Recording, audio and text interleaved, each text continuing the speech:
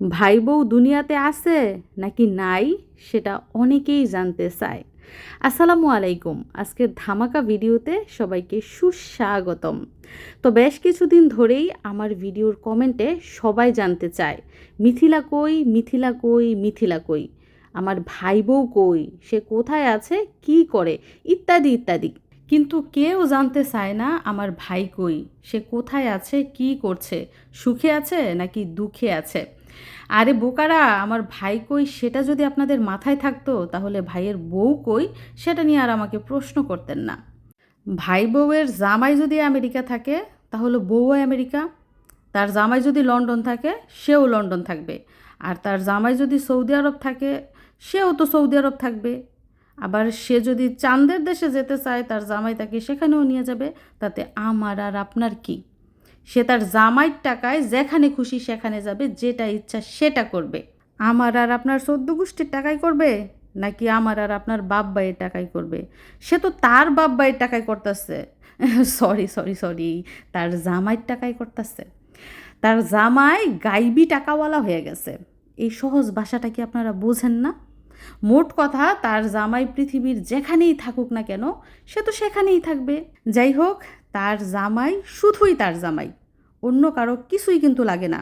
কথাটা মাথায় রাখবেন। তার জামাই নিজেরা বানাই নিছে।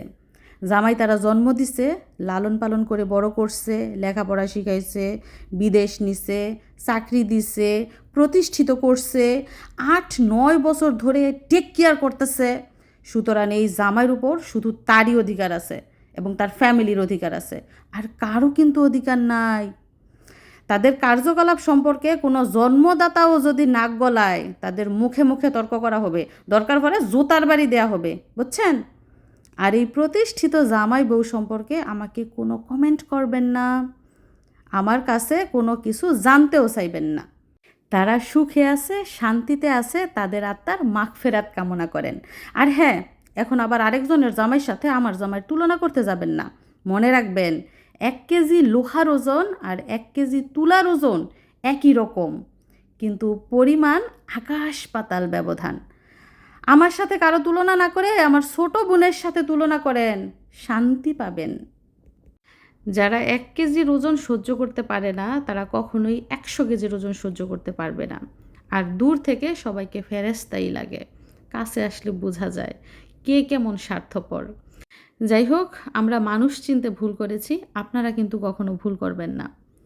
অন্ধ ব্যক্তি যখন চোখে দেখতে পায় তখন সর্বপ্রথম তার হাতে থাকা লাঠিটাই ফেলে দেয়, কারণ সে এখন চোখে দেখতে পায়, তার তো লাঠির প্রয়োজন নাই। কিন্তু সেই অন্ধ ব্যক্তিটা কি জানে না যে একবার অন্ধ হয় সে কিন্তু দ্বিতীয়বারও অন্ধ হতে পারে? তখন সে লাঠিটা কোথায় পাবে? সে কিন্তু সেই লাঠিটা আর খুঁজেও পাবে না। তাই অন্ধ ব্যক্তিটার আগে থেকেই সতর্ক থাকা উচিত যে আমি চোখে দেখছি, সারা জীবন যাতে এভাবে চোখে দেখেই যেতে পারি।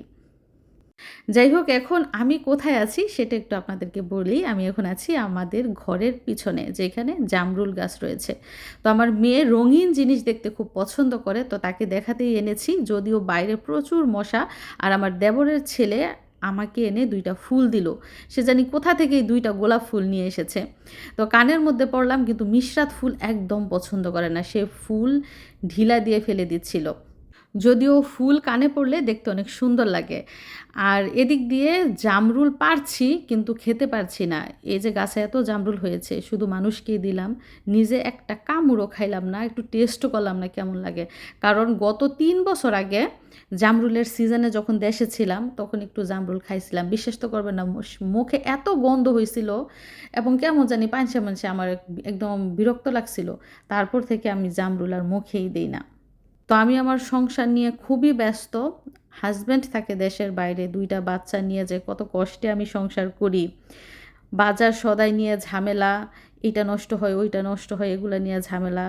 সকালে মিশারিকে স্কুলে পাঠাতে হয়, আবার তার দাদি গিয়ে গাড়ি থেকে নিয়ে আসে, বাচ্চাকে সারা দিন দেখাশোনা করতে হয়, এইটা ওইটা কত কাজ। তো এগুলো নিয়ে আমি ব্যস্ত থাকি। আমার অন্যকে নিয়ে ভাবার সময় নাই। কে কোথায় আছে, কে কোথায় থাকছে, কে কি করছে সেগুলো জানারও প্রয়োজন নাই। শুধুমাত্র আপনাদের কমেন্টের উত্তর দেওয়ার জন্যই আজকে এই কথাগুলো বলতে বাধ্য হলাম। আপনারা বেশ কয়েকদিন ধরে আমাকে জ্বালাই ফেলতেছেন উমুকের কথা তুমুকের কথা জিজ্ঞেস করে। তারা যখন বাড়িতে আসবে, তারা যখন বাড়িতে থাকবে এবং তাদের সাথে যখন আমার দেখা হবে, তখন আপনারাও দেখতে পাবেন। তো আশা করি তাদের বিষয়ে আমাকে আর কোনো প্রশ্ন করবেন না, কিছু জানতেও চাইবেন না। এই যে মিশারির গাড়ি চলে আসছে। প্রতিদিন এই গাড়িতে করে যায়, আবার এই গাড়িতে করে আসে।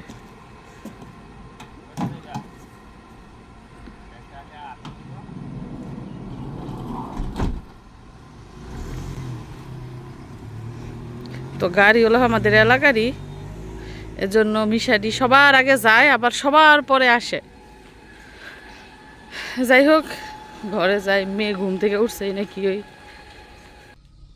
এদিকটা দেখুন, রয়েছে চাল আর 2 রকমের ডাল, রয়েছে পেঁয়াজ, টমেটো, কাঁচামরিচ, এদিকটায় রয়েছে 3 রকমের সবজি, আর এখানে রয়েছে মুরগির মাংস। তার মানে বুঝতেই পারছেন আজকে রান্না করা হবে খিচুড়ি, তবে 2 ধরনের খিচুড়ি, একটা হচ্ছে ঝাল ছাড়া আর একটা হচ্ছে ঝাল দিয়ে।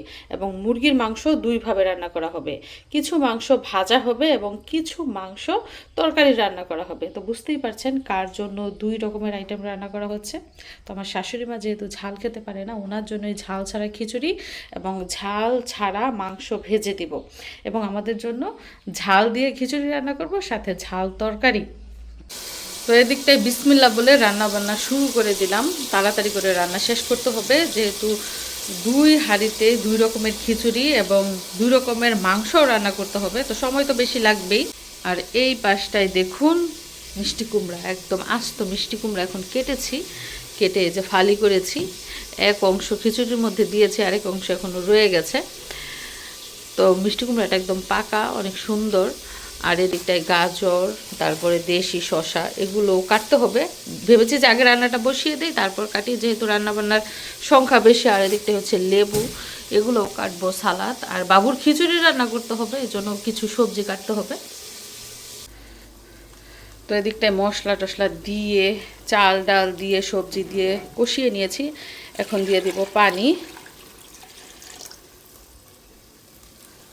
আর এই যেই পাশটায়, এই পাশটায় মরিচ ছাড়া সব ধরনের সবজি দিয়ে চাল ডাল কষিয়েছি, এখন এইখানেও দিয়ে দিব পানি। তো এই যে খিচুড়ির মধ্যে ঝোলের পানি দেওয়া শেষ, যেহেতু মাখা মাখা খিচুড়ি রান্না করব, ভুনা খিচুড়ি না, এই জন্য পানির পরিমাণ কিন্তু আমি বাড়িয়ে দিয়েছি। আর এই পাশটায় শাশুড়ি মার জন্য যে খিচুড়ি রান্না করছি, সেটার মধ্যেও কিন্তু অলরেডি ঝোলের পানি দিয়ে দিয়েছি, তবে পরিমাণে কম রান্না করছি, যেহেতু উনি একা খাবেন। আর এই হাঁড়ির খিচুড়ি যেহেতু আমরা সবাই খাবো, ওই জন্য বেশি করে রান্না করছি। ঝাল ঝাল খিচুড়ি, ঝালের উপরে ঝাল, দেখেন দিয়ে দিচ্ছি আরও কাঁচামরিচ। তো এখন ঢাকনা দিয়ে ঢেকে দিই, রান্না হতে থাকুক। আর এই পাশটায়ও ঢাকনা দিয়ে ঢেকে দিচ্ছি। তো 2 হাঁড়িতে 2 রকম খিচুড়ি রান্না হচ্ছে, এখন আমি বাকি কাজগুলা করি। মিশরাতুল জাজম কোথায়? কি হয়েছে? আল্লাহ, কিসের কান্নাকাটি? কি হয়েছে মামা? কি হয়েছে? কি? হুম, ব্যথা পেয়েছো? ও ব্যথা পেয়েছে। কি ব্যাপার? মিশরাতের কম্বল নিয়েছে, এজন্যই তো সে কান্না করতেছে। আল্লাহ, ওই টু কম্বলের ভিতর কে রে? দেখি দেখি দেখি দেখি দেখি চাঁদ মুখখানা কে রে কম্বলের ভিতরে? দেখি দেখি দেখি দেখি দেখি।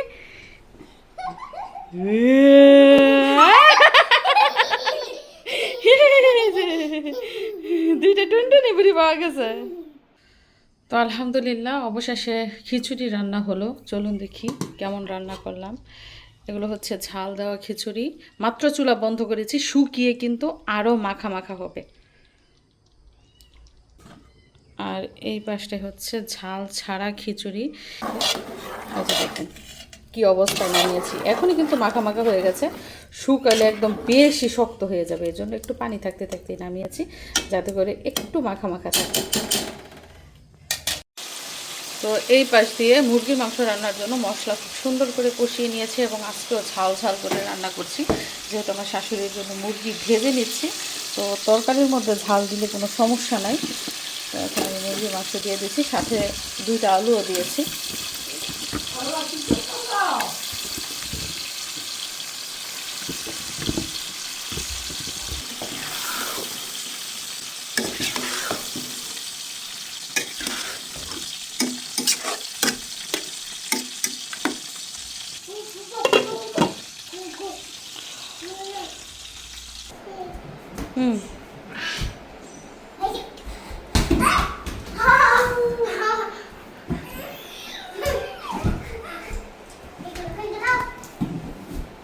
তো আমাদের মিশরাত মাত্র ঘুম থেকে উঠলো, ওঠার পরে এই মাইশা আসছে পরে এখন ওর সাথে খেলতেছে। এই যে বল তালি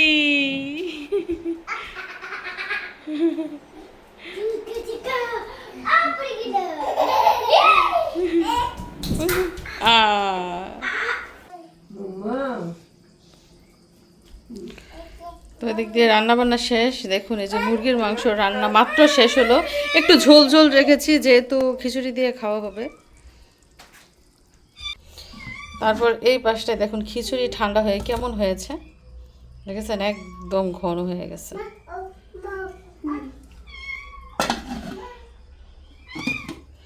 আর এই খিচুড়ি এটারও একই অবস্থা, একদম ঘন। দেখেন দেখছেন উপরে একদম সর হয়ে রয়েছে। সাইড থেকে খেতে হবে না, তবে নষ্ট হয়ে যাবে যেহেতু গরমের দিন। তাছাড়া এই যে এখানে মুরগির মাংস ভেজেছি, রানের পিস ছিল না, যেই প্যাকেট রান্না করেছি সেই প্যাকেট খুলে দেখি রানের পিস নাই, শুধু অন্যান্য পিস। যাই হোক এখানে মাংস ভাজা হয়ে গেছে, এগুলো ঝাল ছাড়া। আর এই যে এখানে শসা, গাজর, টমেটো, পেঁয়াজ এগুলো কাটা হয়েছে।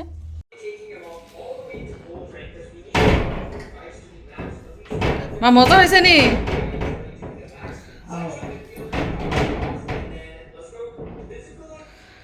তোমার জন্য ঝাল ছাড়া খিচুড়ি রান্না করছি, আর আমাদের সবার জন্য ঝাল দিয়ে রান্না করছি।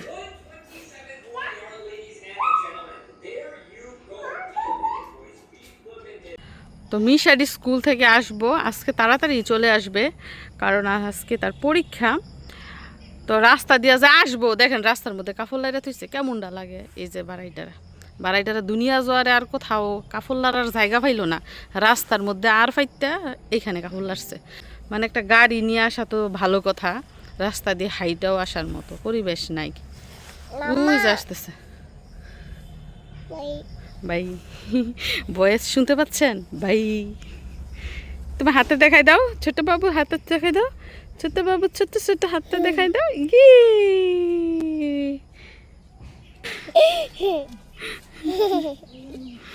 বাবা পরীক্ষা কেমন হয়েছে? কেমন হয়েছে পরীক্ষা সেটা বলো। 90+। 90+, মাশাআল্লাহ। যাওয়ার সময় মিশারির দাদু আগে আগে জায়গা, মিশারির আসার সময় পিছন পিছন আসে।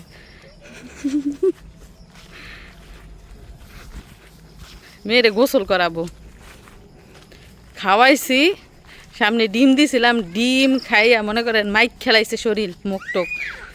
এখন মিশারি আসতেছে, ভাবতেছে যে আগাই নিয়ে আসি।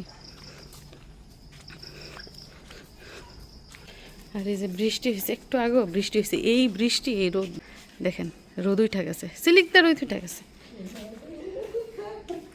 বৃষ্টির সাথে সাথে রোদ উঠলে আবার গরম বেশি পড়ে।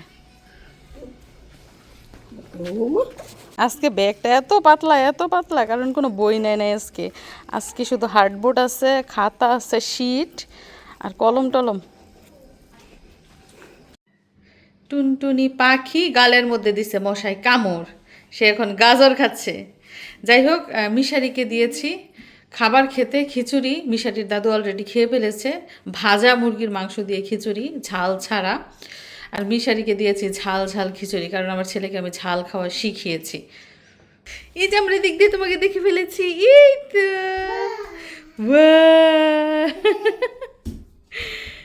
এই তো দেখে ফেলেছি। তো মিশারি খাবার খাচ্ছে দেখে ও এখানে এসে দাঁড়াইছে। অনেক গরম বাবা। মিশারি দেখা বলতেছে মামাকে এত খিচুড়ি দিছো কেন, তুমি কি আমাকে রাতের সহ খাবার দিয়ে ফেলছো? আমি বলতেছি বাবা যতটুকু খাবার খাও আমি বাকিটা খেয়ে ফেলবো। মিশারি কিন্তু আগে খিচুড়ি একদম পছন্দ করতো না, খিচুড়ি দেখলেই কান্না করতো, কিন্তু ইদানিং সে মানে মোটামুটি পছন্দ করছে, খিচুড়ি খায়। বাবা বলো কেমন হয়েছে? সুস্বাদু। আরেকটা কিছু বলো। মজা। মিষ্টি না? মিষ্টি না। এখন ভুলে গেছে। আমার ছেলে আগে মজাকে বলতো মিষ্টি। মাম্মা তোমার হাতে কি এগুলা? হাতে কি? পেঁয়াজ আলু এগুলা নিয়ে ঘুরতেছে। আমি যা রান্না করে গেছি খাবার দিতে মিশারিকে, আমার পিছন পিছন গেছে গিয়া পেঁয়াজ আর আলু নিয়ে আসছে। যাই হোক মিশারি এখন খাওয়া দাওয়া করছে, আমি এখনো খাই নাই। ওই রে ভাইয়াকে খাবার খাইয়ে দিচ্ছে। আর এই পাশটার পরিবেশটা একটু দেখেন। আজকে কেন আমি খিচুড়ি রান্না করেছি, কারণ আজকে হচ্ছে আবহাওয়া ঠান্ডা, আজকে বৃষ্টি হওয়ার সম্ভাবনা আছে এবং বৃষ্টি অলরেডি হয়েছেও রাতের বেলা। তো এই জন্য ভাবলাম যে আজকে খিচুড়ি রান্না করি। তো আজকে শুধু বড়দের জন্য খিচুড়ি না, ছোট বাবুর জন্য কিন্তু খিচুড়ি রান্না হচ্ছে। আপনারা অনেকেই জানেন মিশরাতুল জজমকে ফিডারে করে খিচুড়ি খাওয়ায় ব্লেন্ডার করে। তো এখানে 4-5 রকম সবজি, সাথে হচ্ছে 2 রকম ডাল আর পোলার চাল নিয়েছি। এগুলো সব লবণ দিয়ে সিদ্ধ করে তারপর ব্লেন্ডার করব, তারপর বাবুকে খাওয়াবো। তো আজকে 3 ধরনের খিচুড়ি কিন্তু রান্না হচ্ছে। তো হলুদ মরিচ এবং কোনো প্রকার মশলা ছাড়া বসিয়ে দিলাম বাবুর জন্য খিচুড়ি।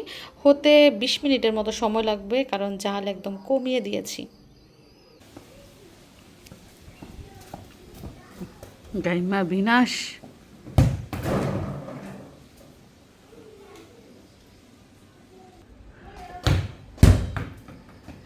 দুই ভাই বোন 2 বল দিয়ে খেলতেছে। হাতের মতো ময়লা পড়ছে।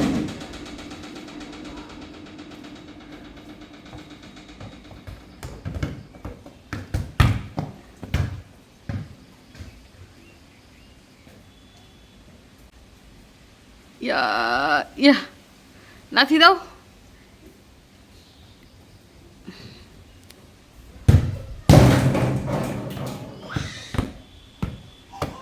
গাইম্মা কি হইছো বাবা এই রোদের মধ্যে? আল্লাহ।